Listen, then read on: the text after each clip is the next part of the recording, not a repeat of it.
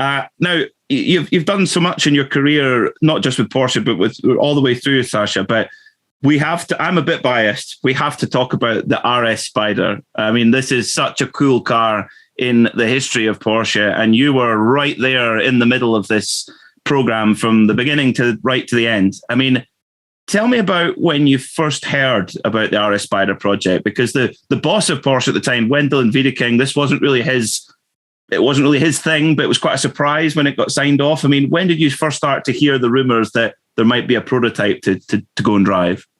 Well, the first thing I heard as a rumor was Porsche is doing something. And at that time, Porsche was also building the Carrera GT. Yes. Mm-hmm. And when I was thinking about, like we were driving in the 911 in the second class of GT class, and there was a GT1 still, I thought really they're going to do a Carrera GT for GT1. That was my thinking, because I knew they're building something. They were talking to me about signing a contract for something else. So I was aware, but I was never aware of the LMP2. Only when they announced, okay, we're actually doing LMP2, I was like, really? And then they signed me for that. And I was like, really?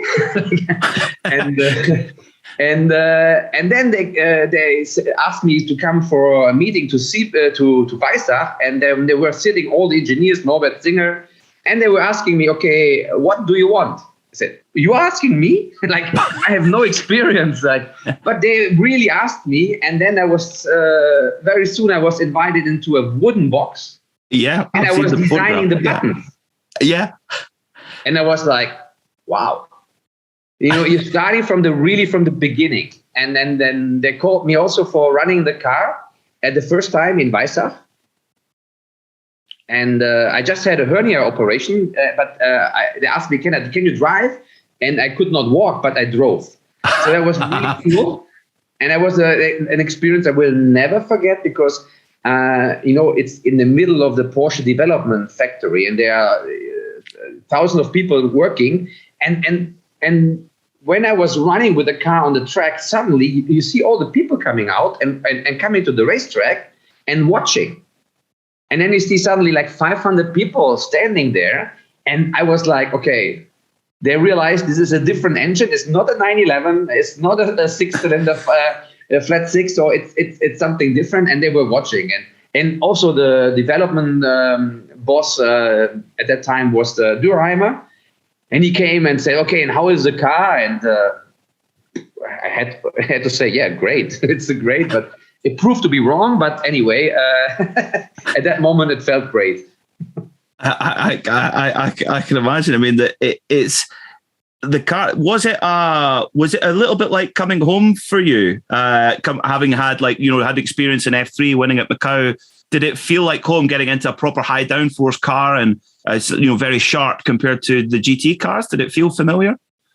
No, I have to admit that I was used now to GT cars, and I had to adapt again. And also, this is not a Formula 3 car; it's much heavier. Yes. Okay. And you feel this weight. It has 500 plus horsepower. It has much more weight. Yes, the downforce is there, but you have to get used to it anyway. Oh, okay. That's interesting. I mean, first time out with the car at Laguna Seca, you win the race, but it all seemed very good on the outside. But behind the scenes, there was an inherent problem with the early car, wasn't there? With the gearbox and things like this, early reliabilities. I mean, how frustrating was that to try and get rid of these early issues with the car? Well, yeah, you're totally right. When I got strapped in for the start, the guy, one of the mechanics said, okay, you're not going to drive for long, but enjoy. So that's how I started into a 4-hour race. And I was like, okay, so I was. So they said the car's going to break, basically. Yeah, they actually had a sensor telling us that the temperature of the steering rack was way too high. Oh, okay. And they said, this is never going to last. The good thing is, the problem was the sensor. That's okay. So, the temperature was okay, just the sensor was showing us a stupid number, which was not the case. But we were believing it, and they told me, look, drive, but it's not going to last. The steering rack is going to break. and with this temperature, it's never lasting more than half an hour. But then in the end, I had to drive 3 out of the 4 hours because we made a strategic, we had a miscommunication on one of the pit stops. And I have to say that I was not, because we were running suddenly with Penske. Yeah. And Tim Cindric was on my radio. And when there was a yellow, he said, okay, follow the leader. He said, okay, I follow the leader. And the leader at the time was, I think, a Dyson car. And they were staying out. So I stay, okay, leader staying out, I'm staying out, copy that. Okay. For them, everything was done, but we have, of course, continuing a safety car. And then in the second lap of the safety car, the Dyson is diving into the pit lane. And I'm, okay, I said, I have to follow the leader. You're doing what you're told. So I went into pit lane and said, I'm in pit lane. And they were like, what? Like, you were not expecting me. My co-pilot was not ready for a driver change. So they just gave me tires and fuel and sent me back out.